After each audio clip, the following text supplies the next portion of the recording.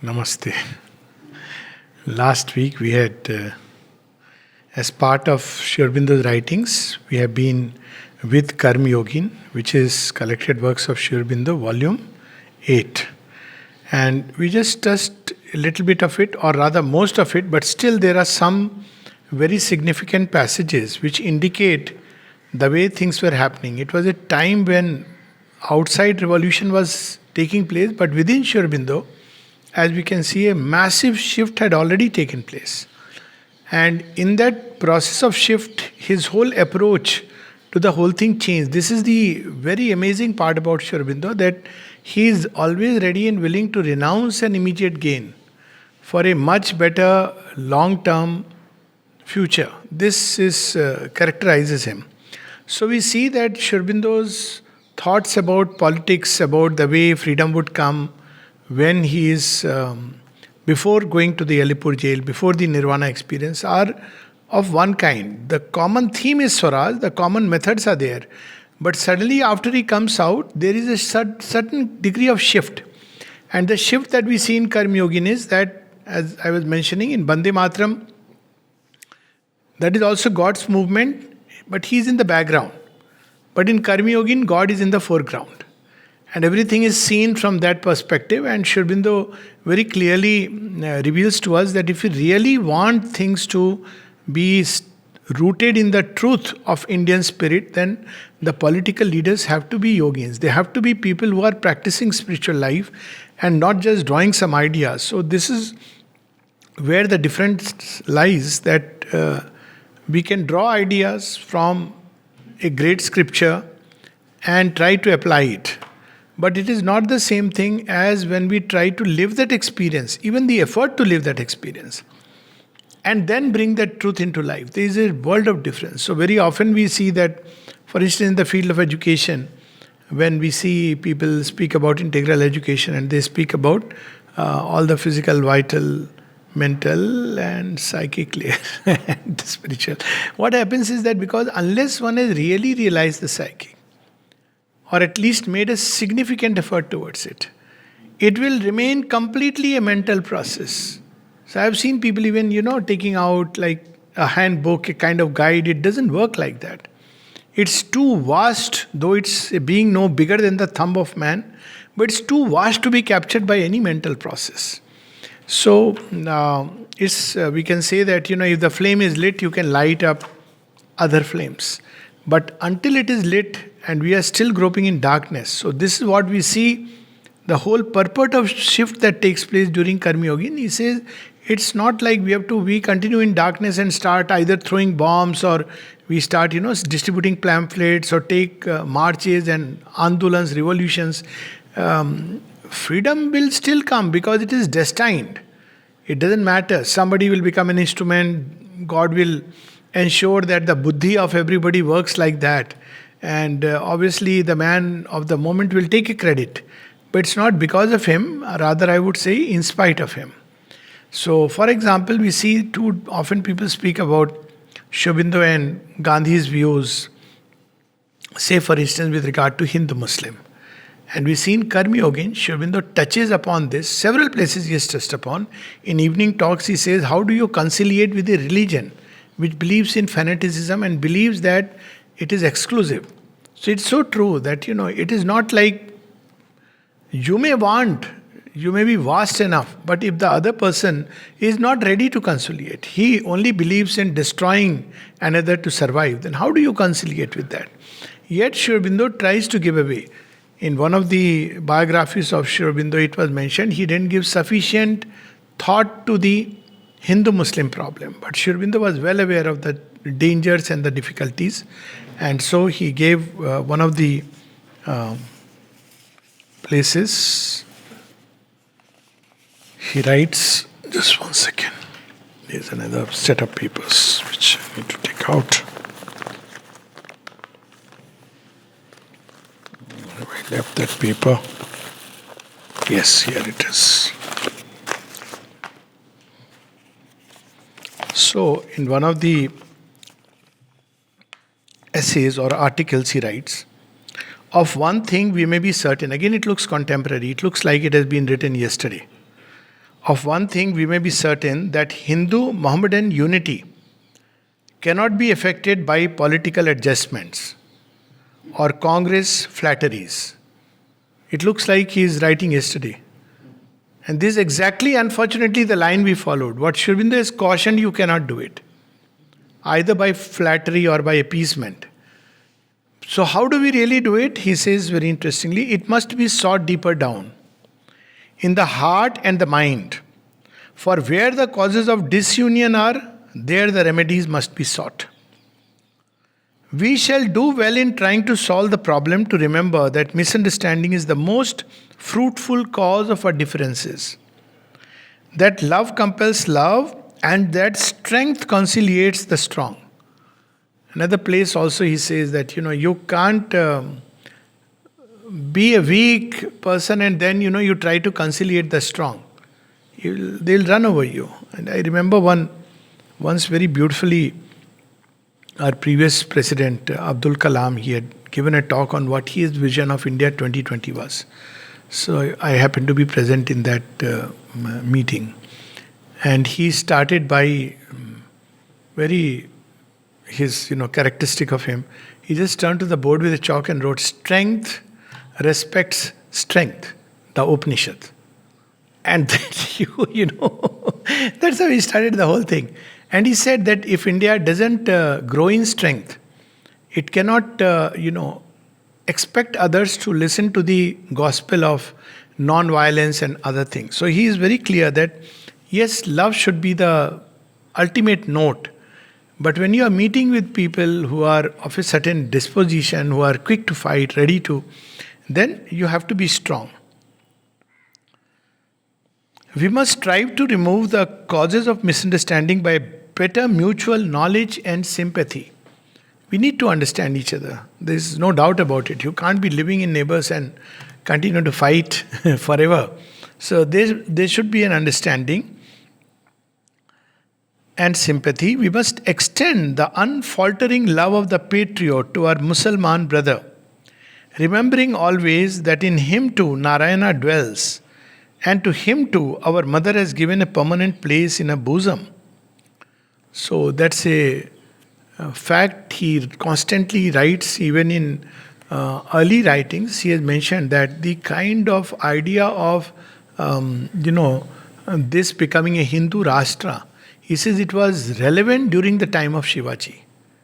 But now the fact is that you can't do away that there is a substantial Muslim population. You can't just do away, you can't wish away and say this is going to be a Hindu Rashtra. But at the same time, you have to ensure, that's what he says, that is the only, in a certain sense, a Hindu thought-based kingdom.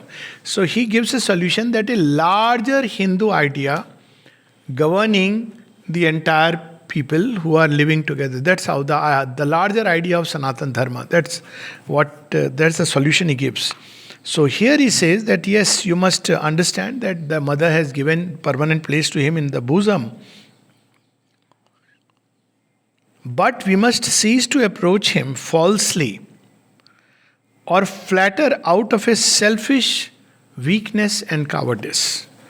So it doesn't mean giving reservations, it doesn't mean, all the subsidies specifically to appease, to make them turn into vote banks. So he's very clear that while you have to see Narayana in everyone, but appeasement, flattery, weakness, cowardice, this is not going to help. This is going to make things worse. This is written in 1909. And it is so strange that 100 years down the line, leaders didn't understand this truth. And now the problem, has become what it is. We don't know if Sri Aurobindo was to ask today, probably he'll give a very different solution at one point of time when K.M. Munshi asked him. So that was another thing, that Sri Aurobindo's passages, there are people who pick up passages from here and there and make it as absolute. Sri Aurobindo himself, later on when some of his writings from the Karmayogin were being published, he said it represents my earlier views. When K.M. Munshi in 1948 or around that period visited Sri Aurobindo when he was not meeting anyone, and yet Sri Aurobindo gave an interview to him. And he asked him about just after independence, he asked him about the division and the, problem that has come because of India and Pakistan. So Sri Aurobindo's answer was very categorical. He said Pakistan has been created by falsehood, farce and fraud. 3 words he used. And by whatever means it has to go, the division has to go. And he's used the word by whatever means. The mother later speaks about the war. And everything was set for their conquest. They had marched up to Karachi. And literally, the messages that the boys were sending back in 1971 were that we are planning to have our lunch at Karachi. And yet there was a ceasefire at that point of time. Subsequently, the mother spoke of Pakistan splitting into 5 parts. It has something to do with the Hindu-Muslim problem. One of the reasons why the Indian Muslim is unable to fully integrate, because it feels supported by the next door brethren. The moment he knows ki no, now I am part of the country, then spontaneously, if there is a neighborhood, even in normal life, if your next door neighbor is supporting a faction within a house, then the chances are that the unity will not come because there is somebody out there who is fanning, stroking the fire. So, we believe this to be the only practical way of dealing with the difficulty. Practical way. As a political question, the Hindu-Mohammedan problem does not interest us at all. As a national problem, it is of supreme importance. We shall make it a main part of our work to place Muhammad and Islam in a new light before our readers. So neither he is saying that, that approach where you try to, demolish and destroy, just denigrate, just the way, they tend to do it. That's not the approach. Bring out the best in Muhammad and Islam. To spread juster views of Mohammedan history and civilization, to appreciate Muslims' place in our national development and the means of harmonizing his communal life with our own, not ignoring the difficulties that stand in our way, but making the most of the possibilities of brotherhood and mutual understanding. Intellectual sympathy can only draw together. The sympathy of the heart can alone unite. But the one is a good preparation for the other. And at some point of time, this used to be the kind of culture. I think many of us have, at least I have grown up in that kind of approach. Even though there was a section which will riot and there would be so much of chaos, but still there was some kind of sympathy. But over decades, mainly because of, appeasement, then terrorism, then Kashmir problem, all this has, fanned the whole thing. And several places he has, of course, written. But in 9 months' time, all the major issues of Indian politics, of the future of India, Sri Aurobindo had foreseen and written in very clear light. And then he speaks about God's ways. And as I was saying that this was in response to a newspaper article which would say, what is this? Sri Aurobindo is all the time speaking about God, God, God. What has God to do with the freedom movement? So the idea was God of a secular concept where God has his place, it's a matter of the heart and not a matter of life. So Sri Aurobindo writes in one of the columns, when it is said that God's ways are inscrutable, it is simply meant that man's reason on which the Bengali lays so much stress. Bengali is a newspaper. And even that time, there was this intellectual, hyper-analytical thought. So he says that it lays so much stress is not always sufficient to estimate at the time the object he has in a particular dispensation of calamity or defeat. He is the divine. He says, at a given point of time when we are meeting with a calamity, we don't know that what has been foreseen and worked out for us. So, and it is only afterwards that the light of reason looking backwards is able, by the illumination of subsequent events, to understand his, with a capital H, his doings. So, when we speak about reason on the basis of this data, we do not know the events that are going to unfold. So we are presuming that this is what God has done and this is what is going to happen. But if you could see the chain of events that follows and then look back, we'll see a new logic in the whole thing. So these missing links, our reason cannot supply because reason cannot foresee. Therefore, we must have faith. So how do we deal with life? Reason cannot foresee. With all the reason we can apply, it cannot foresee. In hindsight, we can draw a chain of logical events, which is a different thing altogether. But it cannot foresee things. So we have to make always a leap of faith and an invincible faith, or else the calamities will be too great for our courage and endurance. So why would calamities come? Because if we don't have faith, we are just, trying to apply some reason. Maybe we'll say that this is not possible, end up with once again the moderate approach, and this is going to be calamitous. Is this a false doctrine or a fatal doctrine? Those days, some of the newspapers were saying that Sri Aurobindo's insistence on faith in God is a fatal doctrine. It will lead us to we should use reason, try to battle with reason. So he says, will the country be injured by it or helped by it? Now because he's writing in the newspaper column, it's Sri Aurobindo's own writing, but he's writing in a third person. So this part of his speech. Srijut Aurobindo never said that God would step in to fill the place of Srijut Ashwini Datta or others removed from the arena.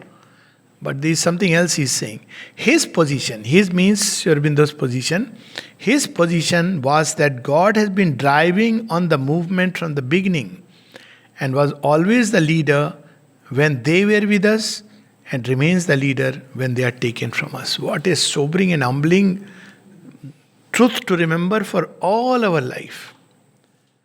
That this idea that I am the doer, from there comes this ignorance. If this person was to go away, everything will collapse. This is ignorance. He says not that, and people say, oh, if this person goes away, who will fill the place? That's not relevant. He will ensure that the whole thing goes the way he wants it to go through the means, instruments, and persons he will eventually bring. This false idea of being important is an illusion. And then he continues and says, it is strange to find a philosopher like our contemporary, again he's speaking of another newspaper, parodying in this 20th century the ancient and hollow platitude that such a doctrine, however true, ought not to be applied to individual conduct because it will abrogate morality and personal responsibility. He's saying that God is doing everything. So if you apply that, then it will abrogate personal morality. This is a strange answer to an argument which simply sought to confirm the faith and endurance of a people in calamity by the belief that our confidence in our future was not mistaken and that these calamities were necessary for God's high purpose. Because people use this, God is doing everything and He will fulfill His purpose, means there is no personal responsibility, means I can act immorally or any which way. So he's saying that's not what is meant by it. So what is meant by it? The wisdom and love of God in turning our evil into His good does not absolve us of our moral responsibility. So again, he is setting the whole thing right. Our contemporary shows this want of connection between the two positions himself when he asks whether one should not in that case play the traitor in order to assist the progress of the tendency. This is how people say ultimately God is doing. So what does it matter? Whatever I do. So Sri Aurobindo says, our selfish or sinful acts, our persistence in ignorance or perversity are for the best in this obvious sense that God makes out of them excellent material for the work He is about, which always tends to the good of humanity. This is the only thing that will happen is Duryodhana has played the dice the wrong way. But actually it has ended up in cascading the events towards ultimately Yudhishthir becoming the Nishkantak Rajya. Otherwise there was a division, Indraprastha and Hastinapur. So the game of dice was to dethrone, snatch away even that from Yudhishthir. And God allowed, He said, okay, now I have a chance of reclaiming the whole thing.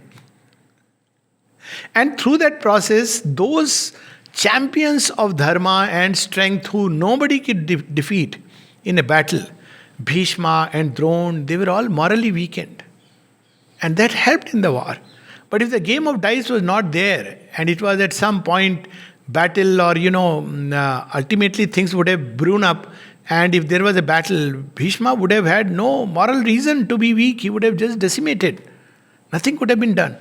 So God fulfills, but He is not saying be like a Duryodhana, be like a Dusashana, because it will fulfill God's purpose. So the difference is, even your extreme evil, He will use for His purpose. But that does not mean that you indulge in evil and be like a Duryodhana, because it doesn't matter. So He's reminding us these subtle truths.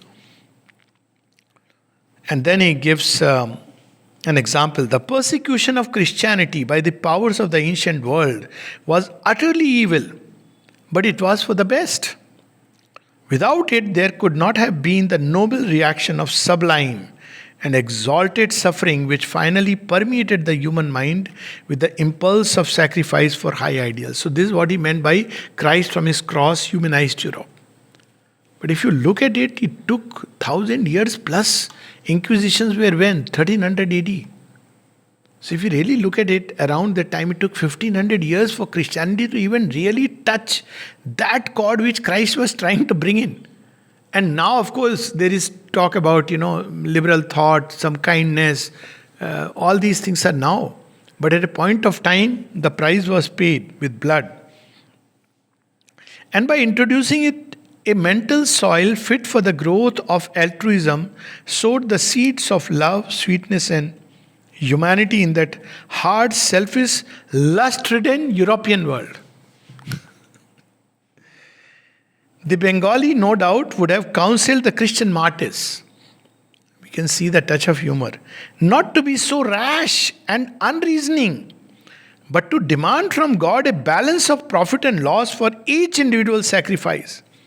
And only after mature deliberation decide whether to obey the voice of God in their conscience or offer flowers to Venus and divine homage to Nero. So, this is how. And finally, just to close this, he speaks about, what's happening in Europe and India. But in Europe and India alike, we seem to stand on the threshold of a vast revolution, political, social, and religious. Whatever nation now is the first to solve the problems which are threatening to hammer governments, creeds, societies into pieces, all the world over, will lead the world in the age that is coming. That is how constantly we see that drift. God is in the forefront. Whatever is happening, even the hammering, the divisions, is for a greater world to come. It is necessary that she should be capable of unsparing revolution. So when God hammers the world, there should be the impulse to change, and change fast. It applies to individual and collective groups, institutions, and of course nation. When we are not ready to change, then there is the path of disintegration. This is impossible to England. It is not impossible to India. She has in her, India, something demonic, the voice, the inner voice, not the demonic.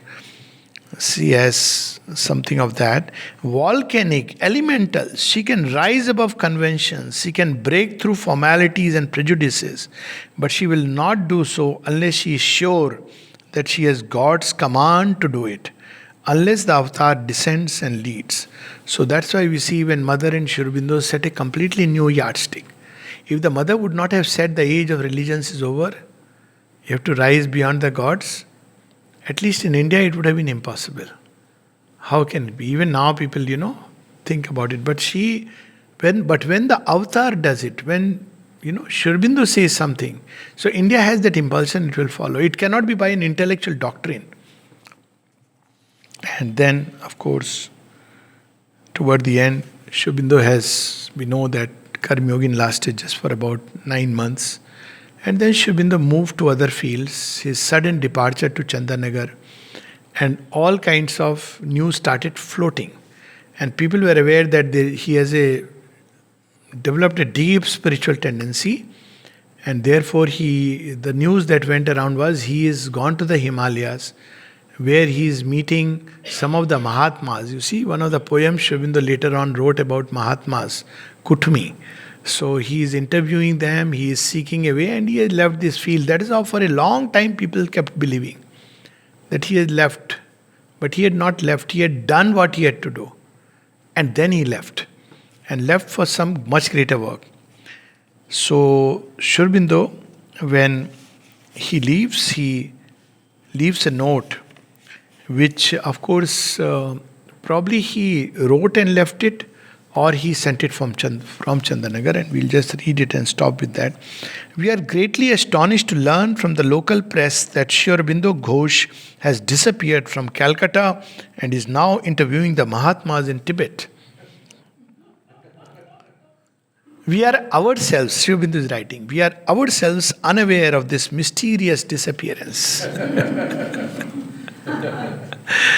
There is something very amazing about Sri Aurobindo with all these things going on, the British government after him, all kinds of misgivings, and yet he is the touch of humor. As a matter of fact, Srijut Aurobindo is in our midst, which is a fact which continued right up to today. And if he is doing any astral business with Kutumi is one of the Mahatmas, which is part of the Theosophical Society. And if he is doing any astral business with Kutumi or any of the other great rishis, the fact is unknown to his other koshas. Sri Aurobindo was asked once in evening talks that I believe there are some rishis from ancient times who are helping in your work. This is exactly based on all these reports which were, being circulated in the newspaper. So Sri Aurobindo says, at least I am not aware of it. The Vedic Rishi is taking birth for a purpose is a different thing. Like Dhuman Bhai said, he is a Vedic Rishi. But not like sitting in Himalayas, they are assisting his work. Only as he requires perfect solitude and freedom from disturbance for his sadhana for some time, his address is being kept a strict secret. This is the only foundation for the remarkable rumor which the vigorous imagination of a local contemporary has set floating. For similar reasons, he is unable to engage in journalistic works, and Dharma has been entrusted to other hands. So Dharma was the other Bengali magazine. We'll read about it next time. So this is the last document which Sri Aurobindo writes. There are several other pieces which he wrote, Ourselves and Open Letter to My Countrymen. They are wonderful documents. So when we look at Sri Aurobindo's life and the transition that has taken place, we can see that there is a rapid shift, not just an ordinary shift. And this is what we learn from Sri Aurobindo. One of the things, many things we learn. And one of the things is how he and the mother, I must say, how they could drop completely a way of life for moving into the future. When I look at mother's life, same thing I see, probably at a much larger scale. Leaving, Sri Aurobindo is in Pondicherry, still, one is used to that weather and all. The mother leaving France, Japan, and continuing to live. Then she would remain in isolation most of the time. Then work demands, 1926, Sri Aurobindo gives us the charge. She starts stepping out. Then there is a time in 1946 when children have come. Then she becomes deeply engaged with the work. 51 to 58, she takes classes, 8 years. And then suddenly she steps into the background. Once again. 62 onwards, she doesn't come down. Because now it's a different work and different field. It is so amazing how she could just pick up an activity, take it up because it's needed for the work, including playing tennis. This was necessary for the physical consciousness to open up, to infuse this, even the physical culture. Today we see so much in the world. It's because of that. So they had this ability to pick up something and do what is to be done, and then let time manifest it. And then step into other fields which are connected with the work. So Sri Aurobindo stepping back from this work, journalistic work, and then moving to Pondicherry was one such act. And he had done what had to be done. He was sure of the freedom. Now people, time, instrument, events had to just unfold the whole thing. And then he had to work in other fields. And by extension, we may say, that Sri Aurobindo stepping behind the scene in 1950 and the mother in 1973 has a absolutely similar meaning, because they had done for the earth, for the body, while staying in earth, what had to be done. And now they are working in a very different way, in many, many levels, many planes, of which we are not even aware. So all that we can say is gratitude, gratitude, gratitude. Namaste.